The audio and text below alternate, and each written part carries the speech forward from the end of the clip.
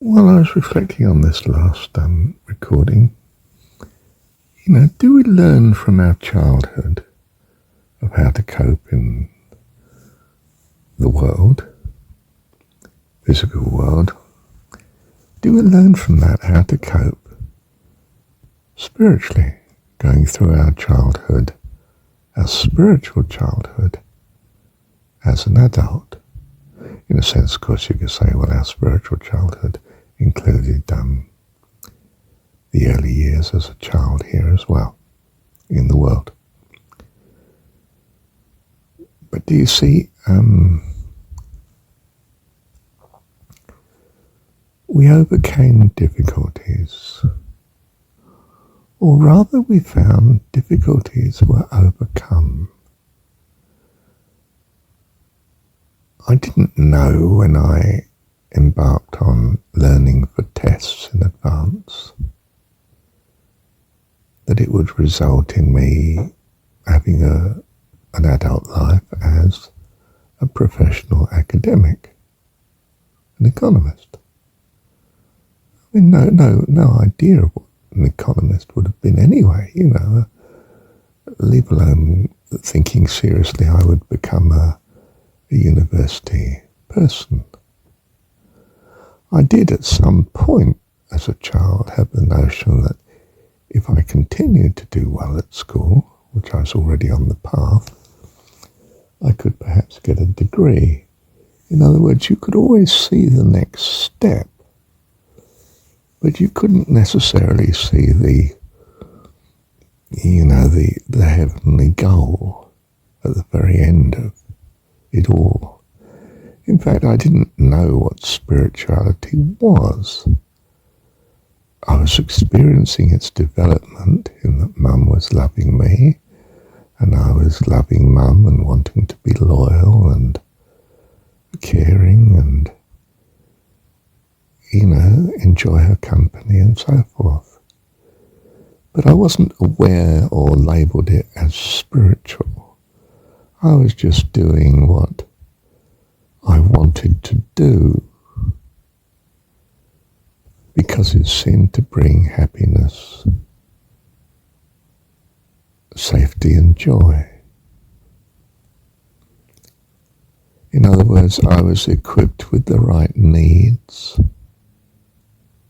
to help me gravitate towards and develop in the right direction, you see. I mean, assuming what I became in adult life was a good enough outcome, So, if we now reflect on how does a reflection on life help us in the spiritual adult life of being a child of God? Well, there were difficulties that were overcome simply by doing the obvious next step, not by knowing ultimately where I'm going. I mean, I suppose if you'd asked me, I would say, well, I suppose I'll grow up and be a good man, an adult, like Dad, but better. I mean, for instance, you realise, you're devoted to Mum and she's loving you, but at some point you realise, hang on, she's giving herself the best. She's not playing with me as much as I'd like.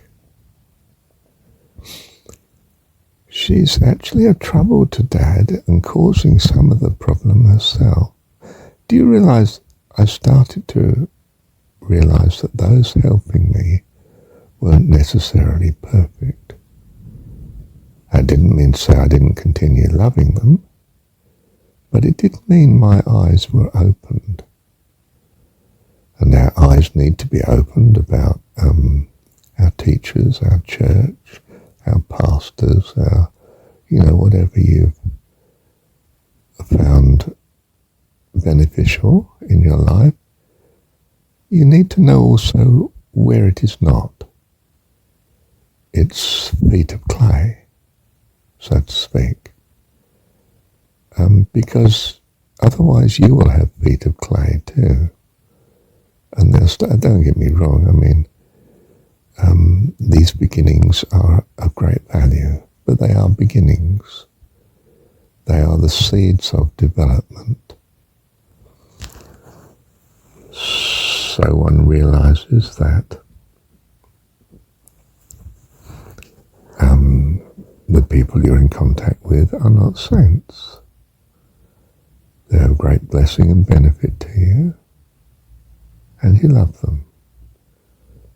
But they're not God.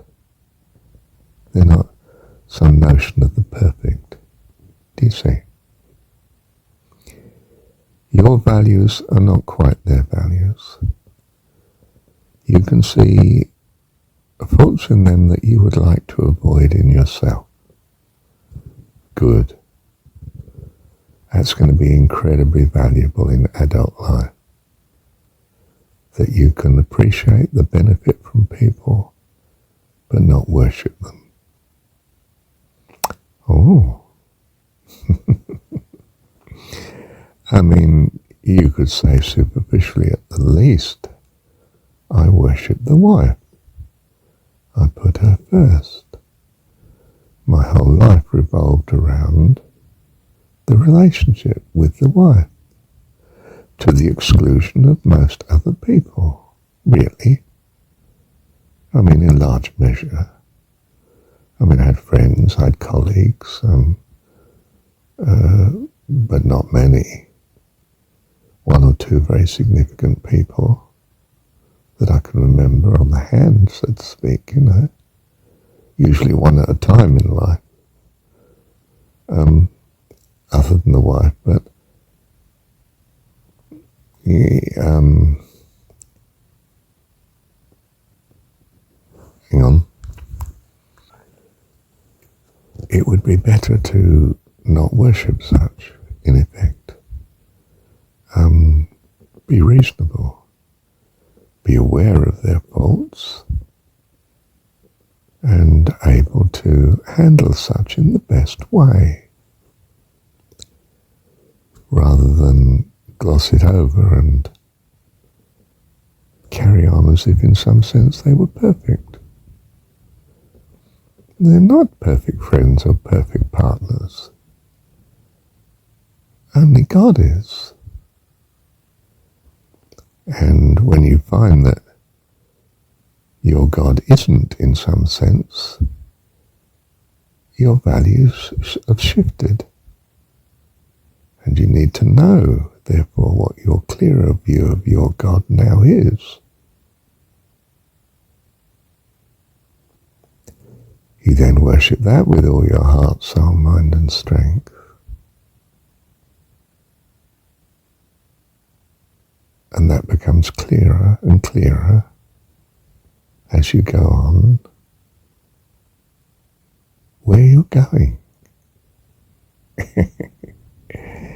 If you don't like where you're going, that means your values have changed and you're going to shift direction, and have shifted already. But you must recognize it and worship accordingly. That's a rather strange outcome, isn't it?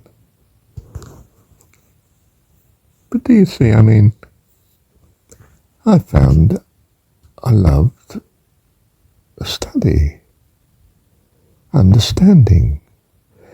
I found I loved what I understood to be wisdom.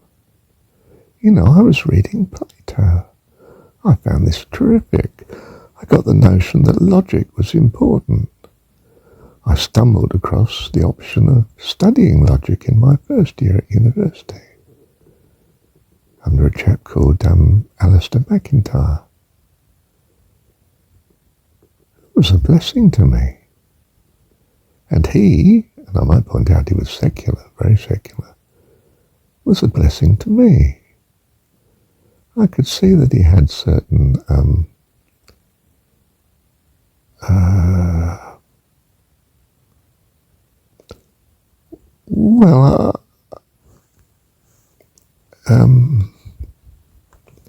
in a sense he didn't have the purity that I had. he was a bit more worldly than I'd been brought up. And I just recognised that, and okay, well, but he's a great philosopher and thinker, and I could, really appreciate that, and did. I mean, a worldly person is vulgar at times, and I was brought up not to be.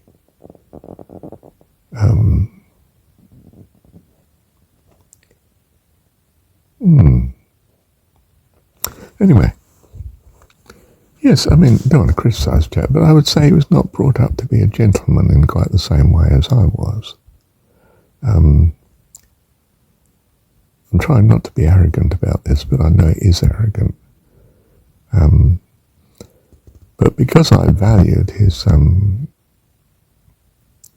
way of thinking and so on in other ways, if you like, his professional understanding and so on, logic and philosophy and reasoning, well, I just overlooked his faults and benefited from his capability. So, I mean, at this teenage time, I'd learned, actually I was in my 20s now, wasn't I? Early 20s. I think I went to university at the age of 21, that's right. Just, my birthday's in June, and I would have started in the October. Yeah. But I'd learned to, not be all for or all against, but accepting that there were things that were helpful here that I could benefit from, and things that I would continue to avoid because they're not of value to me. So we learn from childhood and early experiences in the world and apply such understanding and abilities to spiritual life as a child of God through our adult life here in the world. I'd learnt the importance of love from Mum. I think I'd picked up enough on the importance of reliability and integrity from Dad. And I suppose the importance of some measure of success in the world, because we undoubtedly enjoyed a much higher standard of living than anything like the average in our small dormitory town. We had more or less the best house, and Dad had a car when most people, nearly all people, didn't have, and things like that. I had acre and a half of my own garden, and parents. Most people just lived in a house with a small garden. We were never poor, and Dad was always the success. Mum was always the most beautiful. You felt you'd inherited this position because you were the child, the only child. As it turned out, I got disinherited through my own awareness. But you see, this foundation enabled me to find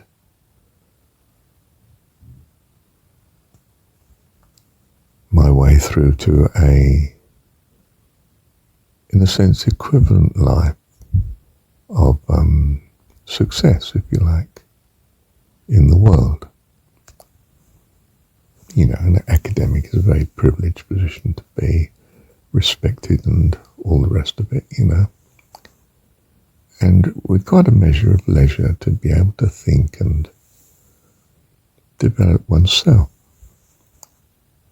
If I think of it, my privileged childhood in a way, at least from the age of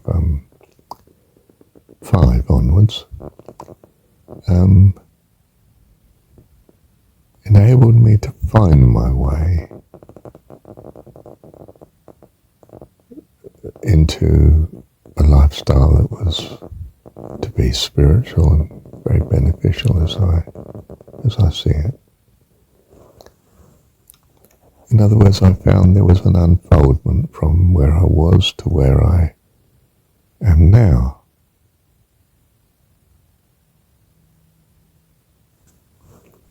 I can say, of course, in hindsight, it's God caring for me right the way through.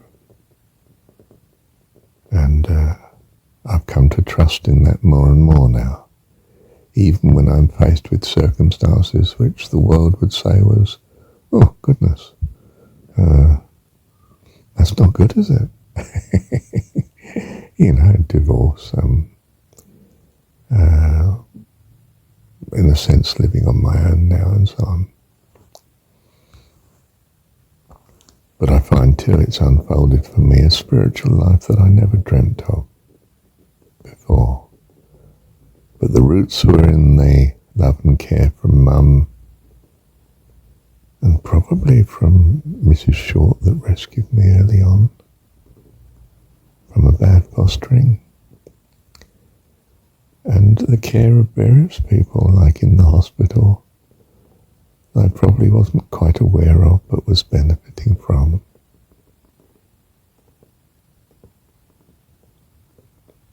So I've had a background of moving from great difficulty to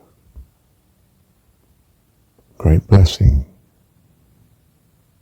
And I suppose it gives me the automatic expectation of such in the future. That yes, there are always difficulties along the way. Loneliness in, teenage life. Fear in childhood. Of dad.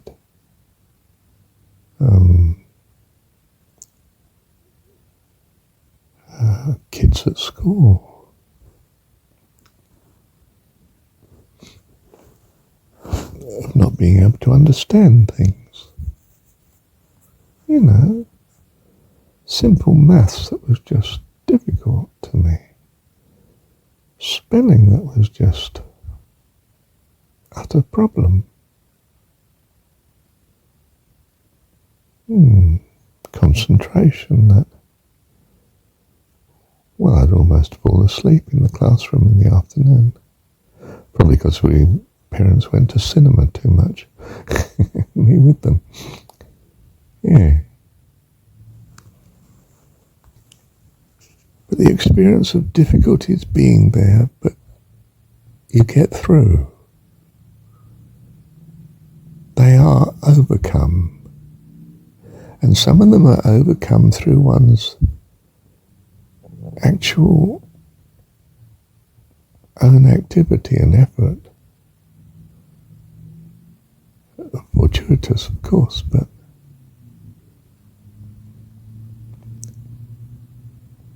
you find you're blessed. Of course, there's a growing realization in my childhood that I was in a privileged position. I wasn't necessarily happy. There were problems. Mum often on the brink of suicide sort of feeling. The relationship between each other, their husband and wife, my parents, was so disturbing to the child, me. But somehow one got through.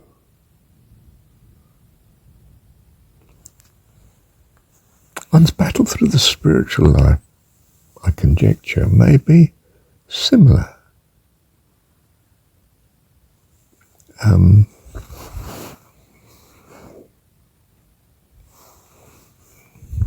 I find others are not understanding the spiritual life the way that I do.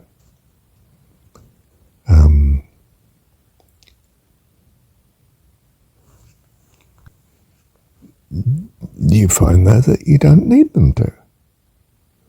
It's not required of you. What I told forth in the last recording, you're not required to be the teacher, spiritual teacher of all. You're just studying yourself and being blessed accordingly. You help anyone, of course, that wants to be helped. That's just lovely. But it's not my mission.